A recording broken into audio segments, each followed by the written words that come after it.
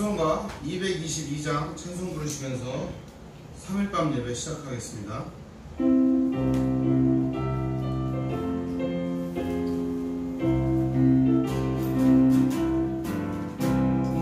우리 다시 만날 때까지 하나님이 함께 계셔 문제로서 인도하며 도와주시기를 바라네. 다시 만날 때 예수 앞에 만날 때 다시 만날 때 그때까지 계신 바라네. 우리 다시 만날 때까지 하나님이 함께 계셔 간 데마다 보호하며 양식 주시기를 바라네. 다시 만날 때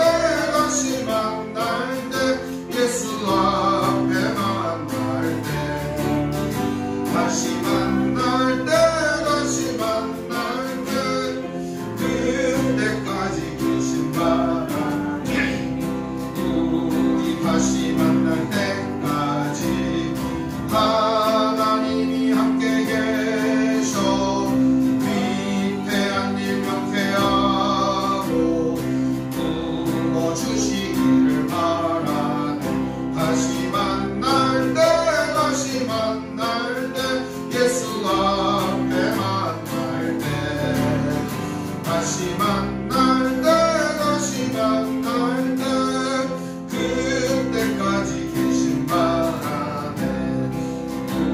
우리 다시 만날 때까지 하나님이 함께 계셔 사망 권세 이기도록 지켜주시기를 바라네.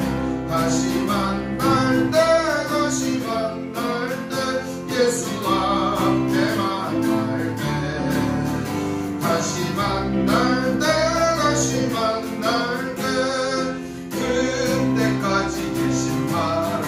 3절 우리 다시 만날 때까지 하나님이 함께 계셔 위태한 일 명쾌하고 부어주시기를 바라네. 다시 만날 때 예수 앞에 만날 때 다시 만날 때 그때까지 계신 바라네. 우리 다시 만날 때까지 하나님이 함께 계셔 사망 권세 이기도록 지켜주시기를 바라네. 다시 만날 때 예수 앞에 만날 때 다시 만날 때 그때까지 계신 바라네. 아멘. 기도하겠습니다. 하나님 아버지 감사합니다. 오늘도 우리의 마음과 영혼을 주님께 맡깁니다. 주님 주신 귀한 은혜, 주님께서 허락하신 귀한 삶, 하나님의 뜻 가운데 살아갈 수 있도록 우리들을 붙잡아 주시옵소서. 후회 없는 인생 살아갈 수 있도록 붙들어 주옵소서. 예수님의 이름으로 기도합니다. 아멘. 오늘 말씀은 마태복음 13장 36절에서 50절 말씀 보겠습니다. 마태복음 13장 36절에서 50절 말씀 보겠습니다. 제가 읽겠습니다. 이에 예수께서 무리를 떠나사 집에 들어가시니 제자들이 나와 이르되 밭에 가라지의 비유를 우리에게 설명하여 주소서. 대답하여 이르시되 좋은 씨를 뿌리는 이는 인자요 밭은 세상이요 좋은 씨는 천국의 아들들이요 가라지는 악한 자의 아들들이요 가라지를 뿌린 원수는 마귀요 추수 때는 세상 끝이요 추수꾼은 천사들이니 그런즉 가라지를 거두어 불에 사르는 것 같이 세상 끝에도 그러하리라. 인자가 그 천사들을 보내리니 그들이 그 나라에서 모든 넘어지게 하는 것과 또 불법을 행하는 자들을 거두어내어 풀무불에 던져 넣으리니 거기서 울며 이를 갈게 되리라. 그때의 의인들은 자기 아버지의 나라에서 해와 같이 빛나리라. 귀 있는 자는 들으라. 천국은 마치 밭에 감추인 보화와 같으니 사람이 이를 발견한 후 숨겨두고 기뻐하여 돌아가서 자기의 소유를 다 팔아 그 밭을 사느니라. 또 천국은 마치 좋은 진주를 구하는 장사와 같으니 극히 값진 진주 하나를 발견하며 가서 자기의 소유를 다 팔아 그 진주를 사느니라.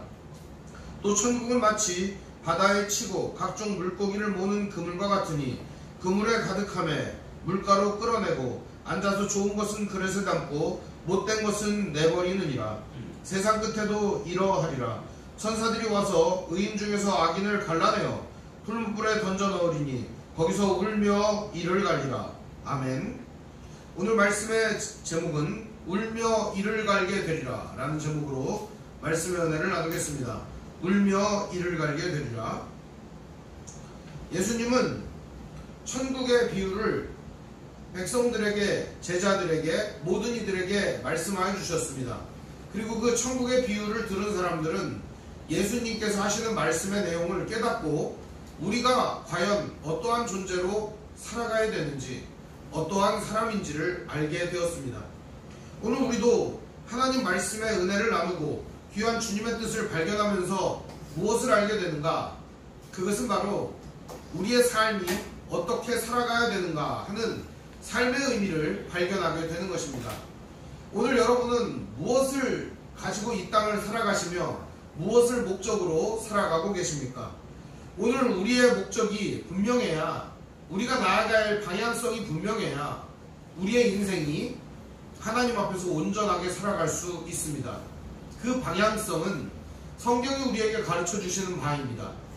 예수님께서는 여러 비유를 말씀하셨지만 분명히 그 방향을 확실하게 가르쳐 주셨어요. 오늘 말씀도 마찬가지로 제자들이 그 비유를 설명해 달라고 말할 때 예수님은 그 비유를 설명해 주심과 동시에 또 다른 비유를 말씀하여 주십니다. 이 내용은 굉장히 중요한 내용으로서 이 안에 들어있는 내용은 각각 따로따로 설명해 드리면 참 좋겠지만 이 전체적인 내용은 천국에 관련된 내용이라 한데 묶어 오늘 말씀의 은혜를 나누어 보려고 합니다. 먼저 예수님께서는 무리를 떠나셔서 집으로 들어가십니다. 지난번과 마찬가지로 씨 뿌리는 비유를 설명해 달라고 하는 제자들에게 그 비유를 설명해 주셨던 것처럼 이번에도 씨와 가라지, 알곡과 가라지 비유를 설명해 달라고 했을 때 예수님이 설명해 주시는 내용입니다. 36절에 보면 이에 예수께서 무리를 떠나사 집에 들어가시니 제자들이 나와 이르되 밭의 가라지의 비유를 우리에게 설명하여 주소서 이렇게 얘기합니다. 비유의 목적은요, 원래가 잘 알아듣는 사람은 알아들을 수 있도록, 잘 못 알아듣는 사람은 아예 못 알아듣도록, 한마디로 얘기하면 들어야 하는 사람은 반드시 듣게, 더 쉽게 이해가 갈 수 있도록, 그러나 듣지 말아야 될 사람들은 아예 듣지 못하게 만드는 게 비유의 목적입니다. 그런데 오늘 말씀에 보면 예수님의 제자들 역시도 이 비유의 내용을 이해하지 못했다는 겁니다. 뭘 말해주는 걸까요? 두 가지를 말해주는 겁니다. 제자들이 그만큼 어리석었다. 그렇죠? 제자들이 그만큼 예수님의 말씀을 깨달을 만큼 귀가 열려있지 않았다 하는 것입니다. 또 한 가지는 제자들 역시도 일반 사람들처럼 예수님의 말씀을 흘려듣고 제대로 듣지 않았다는 것을 의미할 수 있습니다. 저는 여기서 사역자의 비애가 좀 느껴집니다. 그게 뭐냐면 설교자는요, 설교를 잘 듣기가 어렵습니다. 누가 이렇게 설교를 하잖아요. 그러면 설교를 평가를 하고 설교를 잘하나 못하나 그런 생각을 할 때가 있어요. 물론 그건 성도들도 마찬가지이기도 하겠습니다만 직업병이라 목사는 본문이 어떻고 내용이 어떻고 이런 평가하게 됩니다. 그러더라고 은혜를 못 받는 거죠. 참 멍청하고 무식하고 띨띨한 거죠. 이게 그러느라고 은혜를 못 받아요. 그런데 제자들 역시도 그러지는 않았겠지만 일반이 하다가 은혜 받지 못하는 게 아닌가 이런 생각이 듭니다. 큰 교회 부목사님들 있잖아요. 사람 숫자 셉니다. 우리 구역 몇 명 나왔나 이렇게 세다가 보면은 목사님 말씀을 뭐 했는지 다 까먹어버려요. 적다가 아유 저기 흰머리 사람까지 쉬었는데 몇 명인가 다시 세야 돼요. 이렇게 또 그러다가 누구누구 안 왔나 또 출석 체크를 또 이렇게 해서 아유 이따가 또 전화 신방해야 되는데 그러면서 출석 체크를 합니다. 큰교회 부목사님들의 비애죠. 그거 하느라고 예배 시간에 사실상 목사님 말씀을 들을 수가 없어요. 은혜 못 받는 거죠. 오늘 여기 이 제자들의 모습도 그와 닮아있지 않나 그런 생각이 듭니다. 우리가 너무 많이 모여드니까 이쪽으로 줄을 서십시오. 여기 좀 앉으세요. 사람들 막 이제 우왕좌왕하면 아, 이쪽으로 가라고. 아, 화장실은 저리 가라고. 그러면서 제자들이 안내하면서 그러다가 예수님 말씀을 못 들은 게 아닌가. 전 이런 생각도 해보게 되었습니다. 물론 제자들이 진짜 예수님 말씀을 못 듣고 어리석고 진짜 듣기가 싫었다면 오늘 이 얘기는 하지 않았을 겁니다. 예수님 우리에게 비유를 가르쳐 주십시오. 이런 말 하지 않았을 거예요. 밭의 가라지 비유를 설명해 주십시오. 이렇게 말하지 않았을 거예요. 오히려 예수님이 야 너들 아까 잘 못 들은 것 같은데 내가 설명해 줄게. 그러면은 됐어요. 저 몰라도 돼요 그거. 나중에 가르쳐줘요. 이렇게 하지 않았을까? 그렇죠? 근데 오늘 말씀해 보면 제자들은 예수님께 나아가서 가르쳐 주십시오. 이렇게 얘기를 합니다. 알고 싶었고 듣고 싶었고 깨닫고 싶었습니다. 그러나 그들의 귀는 둔하여졌고 어두워져 있었습니다. 혹은 실수로 듣지 못했던 것일 수도 있습니다. 오늘 우리들도 저는 그렇다고 생각해요. 하나님의 말씀을 대할 때 때로는 분주하고 힘들어서 못 듣기도 하고요. 몸이 피곤하고 아파서 들리지 않을 때도 있고요. 때로는 정말 내가 하나님의 말씀보다 다른 게 더 위안이 돼가지고 그것들 쳐다보고 거기 앉아 있느라고 말씀을 듣지 못할 때도 있다고 저는 생각해요. 어떻게 보면은 인생을 살다 보면은 겪는 여러 가지 위기와 어려움이라고 생각되어집니다. 그때 우리들은 이 제자들의 모습을 기억할 필요가 있습니다. 여러분 분명히 이걸 기억해 두시기 바랍니다. 주님, 내가 하나님 말씀을 잘 못 깨달으니 귀를 열어주세요. 다시 한번 설명해 주세요. 하나님, 내가 말씀 읽을 때 다시 한번 깨닫는 지혜를 주세요. 이렇게 말하는 게 참 중요하다고 저는 생각해요. 저는 어릴 때부터 성경을 많이 읽었는데요. 유달리 모르는 게 너무 많았습니다. 모르는 게 너무 많았어요. 읽으면 읽을수록 더 모르겠는 거예요. 그래서 이런 기도를 많이 했습니다. 하나님, 읽어도 모르겠어요. 가르쳐주세요 제발. 제가 깨달을 수 있는 눈높이로 이거를 이해할 수 있게 도와주세요. 이런 기도를 참 많이 한 것 같습니다. 성경을 한 번 읽고 두 번 읽고 세 번 읽고 많이 읽으면 읽을수록 그 기도는 더 깊어졌고 그 기도는 더 많아졌고 그 기도는 더 늘어나기 시작했어요. 여러분은 어떤지 모르겠지만 저는 성경을 많이 읽으면 읽을수록 더 하나님에 대해서 궁금해질 뿐만 아니라 더 깊이 있게 더 그 은혜가 궁금해집니다. 그럴수록 하나님께 겸손하게 기도합니다. 하나님 가르쳐 주세요. 모르겠어요. 하나님 도와주세요. 모르겠어요. 오늘 이 제자들의 모습이 어리석은 모습이 아니라 오히려 지혜로운 모습이라는 생각이 듭니다. 오늘 우리가 하나님의 뜻을 깨닫지 못하고 갈 바를 알지 못하고 우리 인생의 방향성을 알 수 없을 때 하나님께 이렇게 묻는다면 하나님은 오늘 우리에게 새로운 깨달음과 지혜를 허락하여 줄 거라고 믿습니다. 이렇게 말했을 때 예수님은 주저하지 않았습니다. 아까 들었는데도 몰라? 얘들 도대체 뭐 한 거야? 제자라는 것들이 말이야. 거기서 사람들 안내나서 그 말이야. 말씀도 못 알아듣고 그렇게 무식해서 제자 해먹겠어? 교회를 너희들한테 어떻게 맡기겠냐 이 멍청한 놈들아. 이렇게 말하지 않았다는 거예요. 오늘 우리가 주님께 구할 때 주님은 우리 야단치지 않습니다. 지혜 주시고 후히 주신다고 성경에 말씀하고 있습니다. 오늘 분명히 예수님께서도 그렇게 해주십니다. 37절에 보면 대답하여 이르시되 곧바로 대답을 주십니다. 좋은 씨를 뿌리는 이는 인자요. 그냥 수식어가 없어요. 그냥 말하여 이르되 그래 내가 너 얘기해 줄게. 자, 모여봐. 이런 말도 안 해요. 좋은 씨를 뿌리는 자는 인자요. 밭은 세상이요. 좋은 씨는 천국의 아들들이요. 가라지는 악한 자의 아들들이요. 가라지를 뿌린 자의 원수는 마귀요. 추수 때는 세상 끝이요. 추수꾼은 천사들이니. 그런즉 가라지를 거두어 불에 사르는 것 같이 세상 끝에도 그러하리라.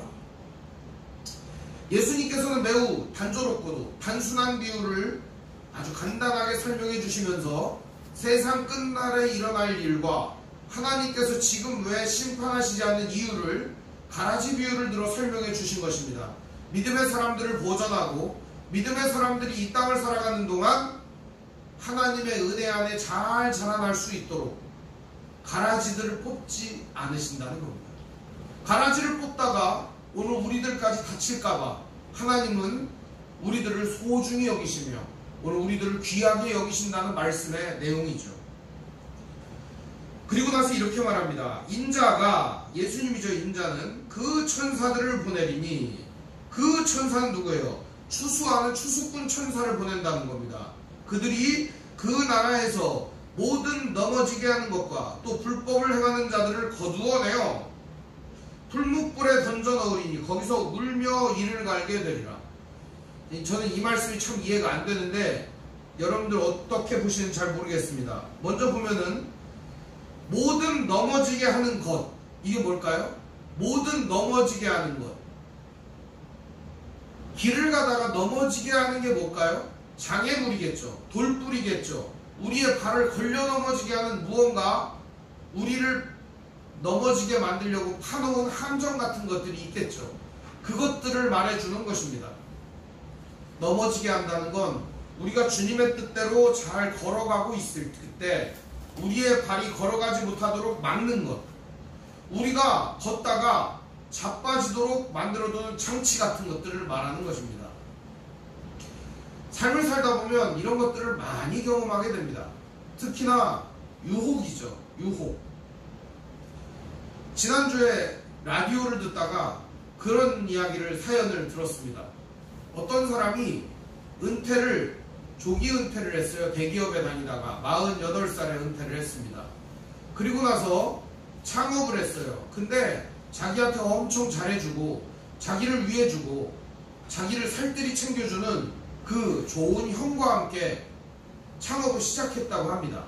알고 봤더니 그 좋은 형님은 전과 10범이었고, 그리고 그 형님과 함께 했던 3년 동안에 자기는 법인 도장까지도 다 맡기고 모든 걸 다 맡겼으나 결국 10억이라고 하는 큰 빚을 지게 되었고, 그리고 자기가 가지고 있는 전 퇴직금과 재산과 집을 다 날리고 이혼을 하게 되고 노숙자 신세로 전락하게 되었다고 합니다.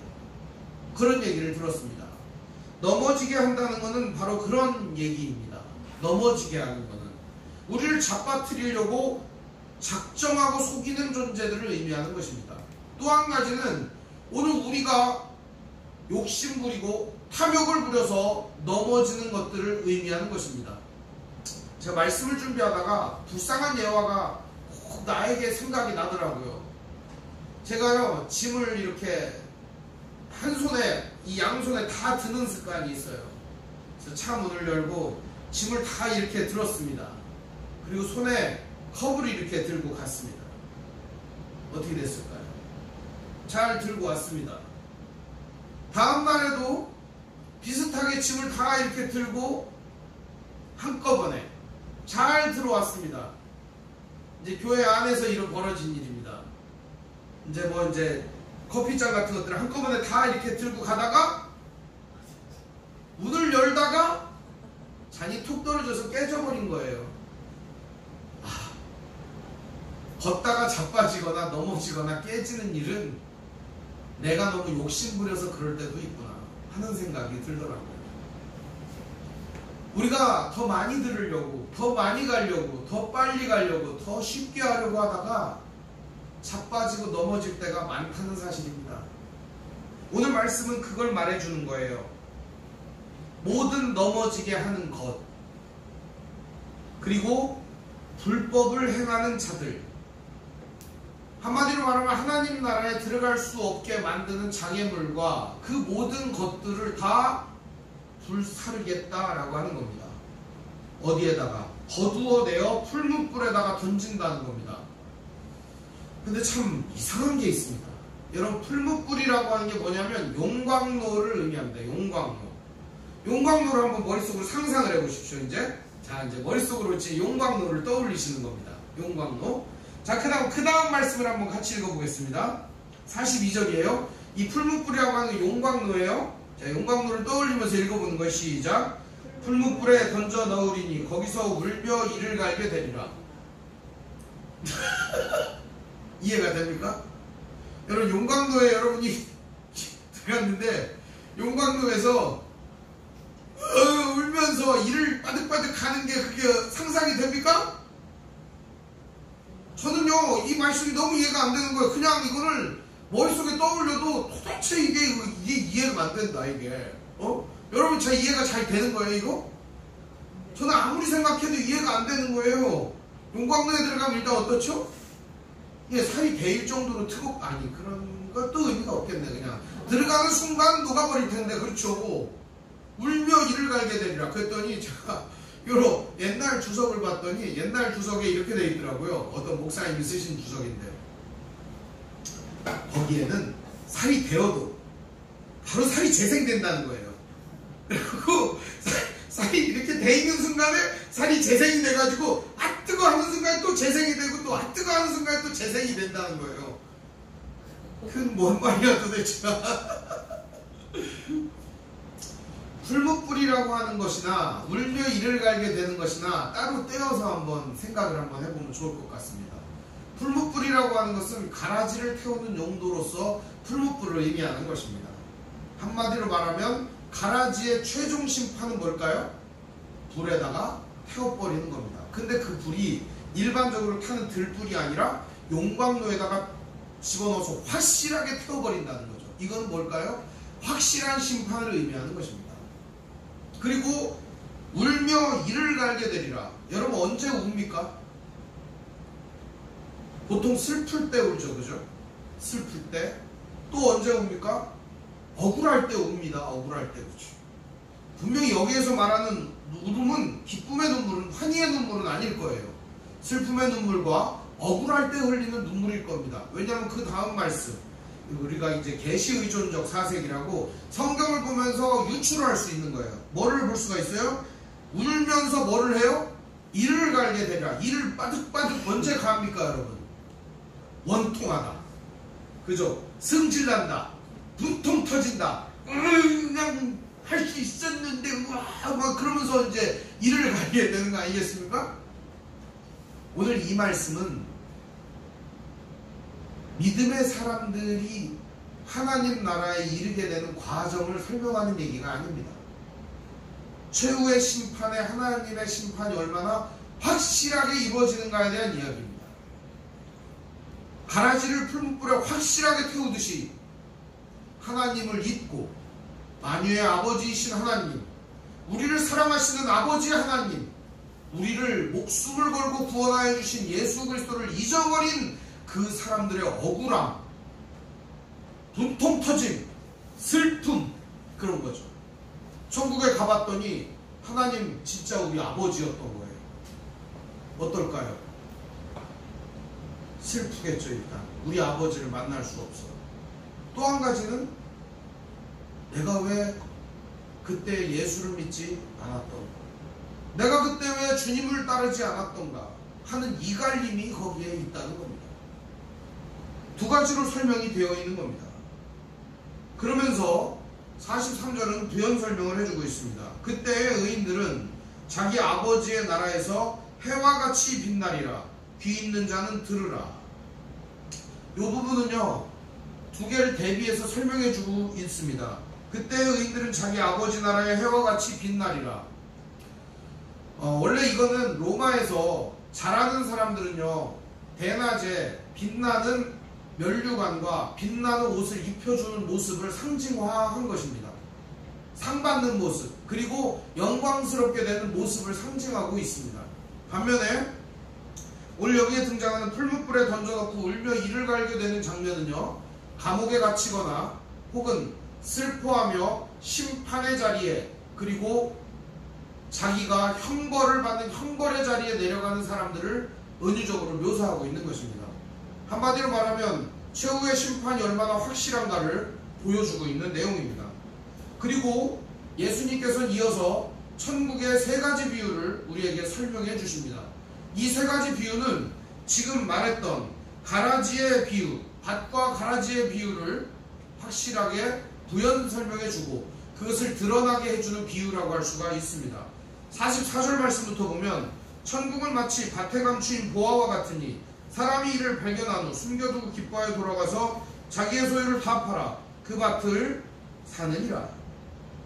노래도 있잖아요. 이거 천국은 마치 밭에 감추인 보화 땅속에 묻힌 아무도 모르는 보석. 천국은 마치 밭에 감추인 보화 땅속에 묻힌 아무도 모르는 보석이라네. 그 보석 발견한 사람은 기뻐 뛰며 집에 돌아가 집 팔고 땅 팔고 냉장고 팔아 기어이 그 밭을 사고 말 거야. 천국은 마치 뭐 이런 노래 아닙니까? 그죠? 기가 막힌 노래입니다. 아주 설명을 너무 잘했어요. 집 팔고 땅 팔고 우리 소중히 여기는 냉장고도 팔고 그렇게 해가지고 그 밭을 사고 만다는 겁니다. 그러면은 윤리적인 문제가 발생하지 않겠습니까? 남의 밭인데 이 밭이요 보면은 내 밭이 아니잖아요. 남의 밭인데 농사를 짓다가 보석을 발견해서 그럼 누구한테 알려줘야 돼? 그걸 집주인한테 알려줘야 될 건데 그거를 밭을 사. 그 다음에 보석을 내가 몰래 캐서 가져요. 이 윤리적인 문제가 발생하는 거 아닙니까? 근데 이때 상황을 좀 이해를 해야 돼요. 이때가 언제냐? 전쟁이 많았던 시기예요. 근데 전쟁이 많이 일어나던 시기에는 어떻게 했느냐? 자기 밭에다가 보물을 묻어버려요. 그리고 피난을 가거나 도망을 가거나 그래요. 만약에 그 식구들이 다 죽임을 당하면 그 밭은 누구께 돼요?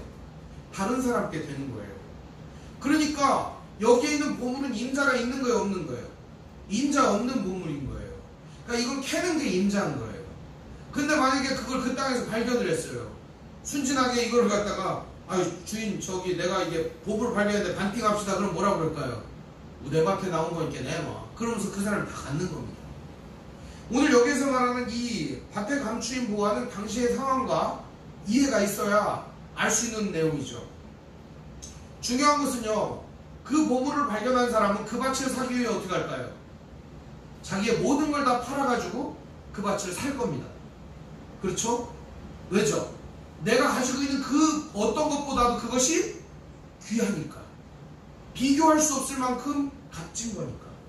45절에도 보면 또 천국은 마치 좋은 진주를 구하는 장사와 같으니 극히 값진 진주 하나를 발견하며 가서 자기의 소유를 다 팔아 그 진주를 사느니라.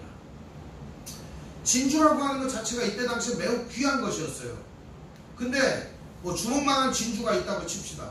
그를 발견을 했어요. 어떤 사람을 판다는 거예요. 그런데 그 진주만 가지면 엄청난 부를 소유할 수 있다. 그럼 여러분 내가 가지고 있는 모든 소유를 다 판다면 그걸 살 수 있다면 어떻게 할까요? 당연히 다 팔아서 사겠죠. 당연한 거 아니겠습니까? 모든 소유를 다 팔아 살 겁니다. 제가 근데 이거를 이 말씀을 읽다가 군대 후임병하고 이 말씀을 나누다가 후임병이 그런 얘기를 하더라고요. 군대를 해봐야 관물대에 뭐가 있겠습니까? 전투복이랑 뭐 전투화랑 기타 빤스랑 양말이랑 뭐 치약이랑 칫솔이랑 이런 거 있을 거 아닙니까? 그런데 그 친구가 재미난 얘기를 하더라고요. 이병장님 만약에 여기 있는 거 다 팔아가지고 진주랑 바꾸랑 바꾸겠습니까? 당연히 바꿔야지. 성경 말씀 그걸 말하는 거 아니야? 그랬더니 그런 얘기를 하는 거예요. 이병장님 소유를 아직 다 안 내놨는데요. 뭐라고? 옷이랑 지금 입고 있는 양말이랑 빤스랑 다 벗으라고 그러면 어떡하겠어요? 글쎄 좀 생각해봐야겠는데 이건 좀 남기고 팔아야 되는 거 아니냐 그랬더니 전부를 내놓아야 되는 거 아닌가요? 아니 그런 얘기를 하는데 충격이 좀 왔어요. 우리가 이거를 살려고 만약에 마음을 먹었다면 다 팔아야 되는데 어떻게 보면 우리가 남길 것이 있더라 하는 거예요. 남길 것이 있더라 하는 거예요. 여러분들도 아마 있을 겁니다. 남길 것이 있을 겁니다. 비유를 들으면 아 그래 아멘 그래 당연히 사야지 이게 우리의 생각이에요. 그런데 실제적으로 정말 그 존귀한 진주를 만약에 살 수 있다. 내 모든 거를 바꿔야 된다. 그때 아 이건 좀 아까운데 아 이건 좀 바꾸기 어려운데 하는 물건이 우리 안에 있지 않을까 하는 겁니다. 사랑하는 성도 여러분, 우리가 천국을 소유한다면 우리에게 있는 것들 중에 무엇이 소중하겠습니까? 그럼에도 불구하고 우리는 우리 손에 아직 들려있는 소중한 그 무엇 때문에 천국을 소유하지 못하고 그저 그것 가지면 좋겠다. 당연히 바꿔야지. 이런 말뿐인 믿음을 가질 때가 많다는 사실입니다. 예수님께서는 그것을 지적하시는 겁니다.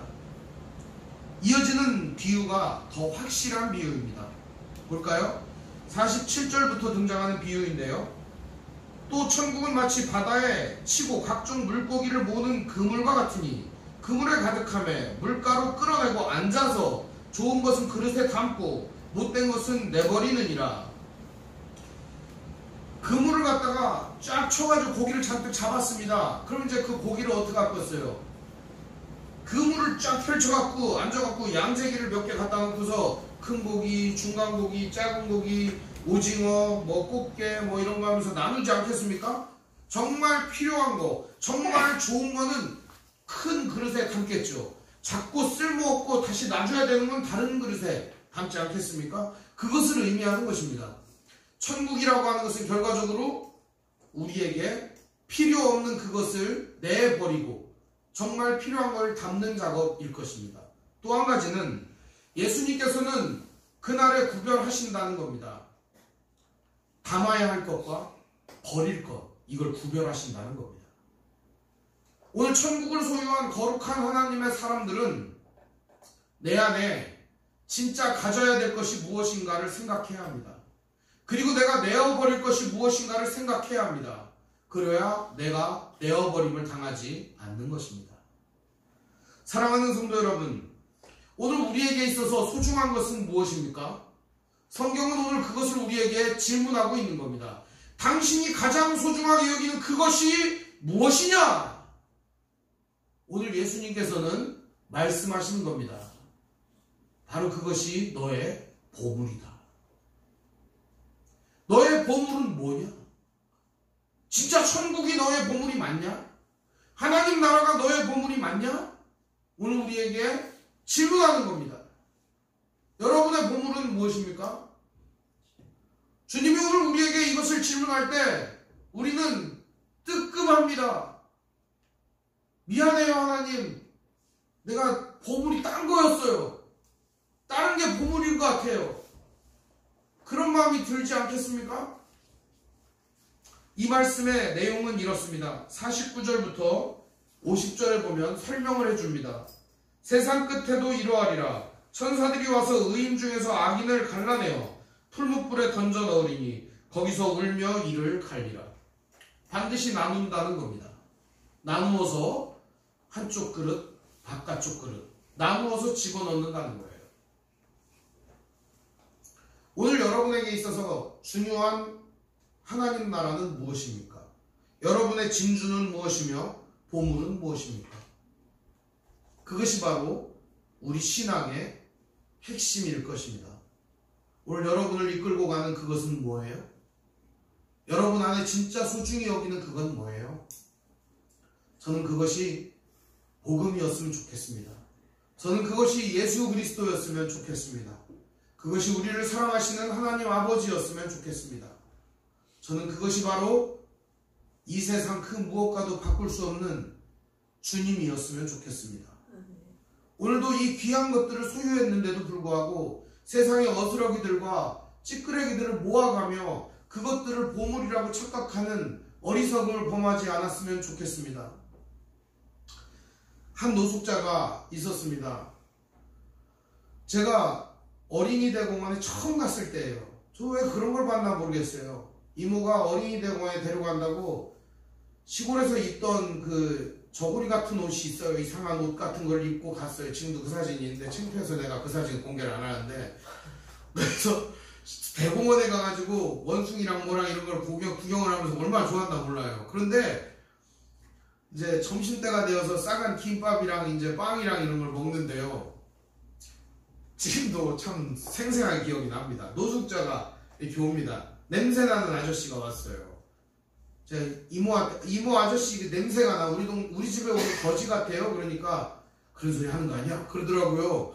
그러면서 이제 먹으면서 이제 대보름 빵이 있었어요. 그걸 이렇게 찢어가지고 빵을 이렇게 봉다리를 휴지통에 넣고서 먹는데, 이 거지가 휴지통을 이렇게 뒤지더니 그 대보름 빵 봉지를 꺼내는 거예요. 그러더니 빵 봉지를 막 맛있게 먹는 거예요. 저는 좀 충격이었어요. 그래서 가가지고 빵 봉지를 뺏었어요. 그리고 버리고 이 빵을 드시라고 빵을 드렸어요. 어른이 그렇게 하니까 너무 충격받아갖고 제가, 자 아저씨 그거 먹는 거 아니에요. 이거 먹어요. 그러면서 주니까 빵을 팽개치더니 빵봉다리를 또 집어가지고 그걸 또 막 먹는 거예요. 그러더니 또 막 쓰레기통을 뒤지더니 또 그 빵 봉지를 또 찾아가지고 빵 봉지를 또 막 먹는 거예요. 눈앞에서 빵봉다리를 5개인가를 먹더라고요. 그러더니 후식으로 아이스크림 봉지를 먹더라고요. 나 진짜 너무 충격을 받아갖고요. 제가 서울대공원에는 저런 사람들만 있나?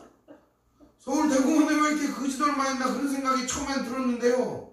잊혀지지 않아요. 처음 간 대공원에서 그 장면을 봤어요. 그런데요, 이모가 오면서 그런 얘기를 하더라고요.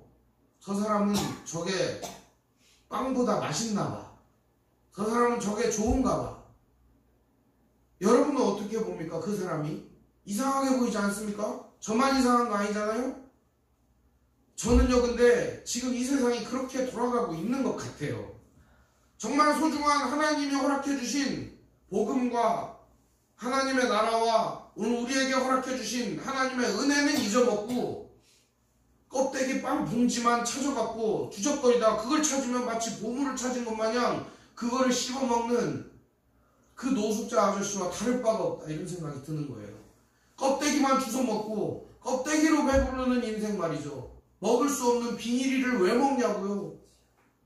이 시대 사람들이 저는 그런 것 같아요.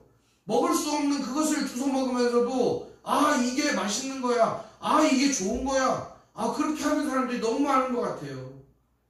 진짜 오늘 우리에게 귀한 보물은 뭡니까? 여러분은 무엇을 쌓아놓고 있습니까? 여러분은 무엇을 위하여 인생을 살아가고 있습니까? 여러분이 진짜 소중히 여기는 그건 뭡니까? 저는 그게 우리 주님 예수 그리스도여야 된다고 생각하고 복음이어야 한다고 생각하고 하나님 나라여야 한다고 믿습니다.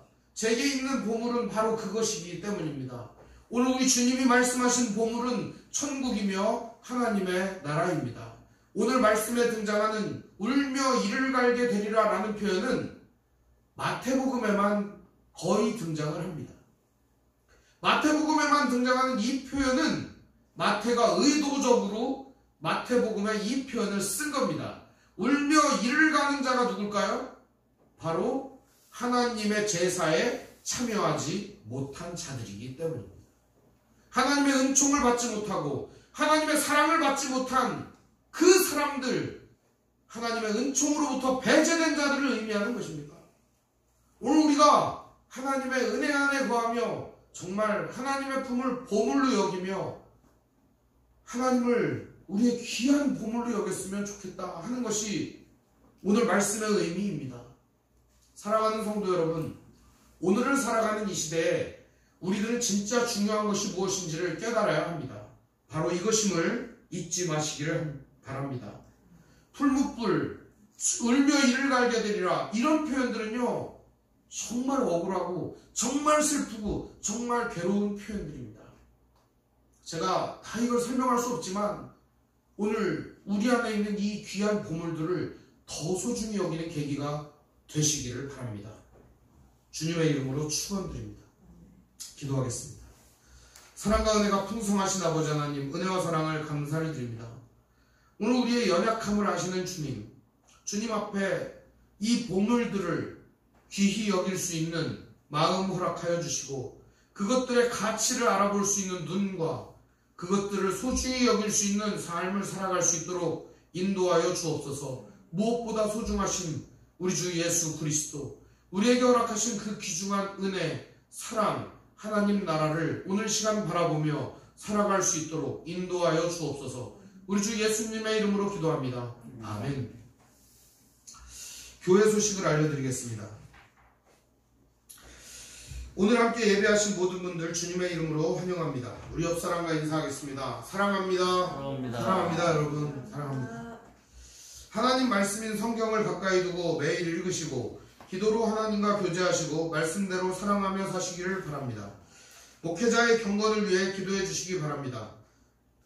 정치 지도자들과 남북관계를 위해서 기도하시기 바랍니다. 가난한 자들과 소외된 자들을 도우며 기도하시기 바랍니다. 선교사님과 가족을 위해서 기도하시기 바랍니다. 아픔과 고통 중에 있는 성도를 위해 기도하시기를 바랍니다. 묵상과 전도를 생활화하시기를 바랍니다. 우크라이나, 러시아 전쟁 종식과 산불 피해자들을 위해서 기도합시다. 코로나가 다시 기승을 부리고 있습니다. 여러분 건강에 유의하시기 바랍니다. 또 비대면으로 예배를 드려야 할지도 모르겠습니다. 정부에서 이제 또 대책을 발표한다고 하니 여러분 위해서 기도해 주시면 좋겠습니다. 이번 주일이죠. 오는 주일에, 돌아오는 주일에 이찬희 권사님 사업장 개업 예배에 갑니다. 용인인데요. 함께 하실 분들은 참석하시기 바랍니다. 갔다가 오면은 뭐 한 2시간에서 3시간 정도 걸리고 3시간 정도 걸릴 것 같습니다. 주님 가르쳐 주신 기도로 마치겠습니다. 하늘에 계신 우리 아버지, 아버지 이름을 거룩하게 하시며 아버지의 나라가 오게 하시며 아버지의 뜻이 하늘에서와 같이 땅에서도 이루어지게 하소서. 오늘 우리에게 일용할 양식을 주시고 우리가 우리에게 잘못한 사람을 용서해 준 것 같이 우리 죄를 용서해 주시고 우리 시험에 빠지지 않게 하시고 악에서 구하소서. 나라와 권능과 영광이 영원히 아버지의 것입니다. 아멘.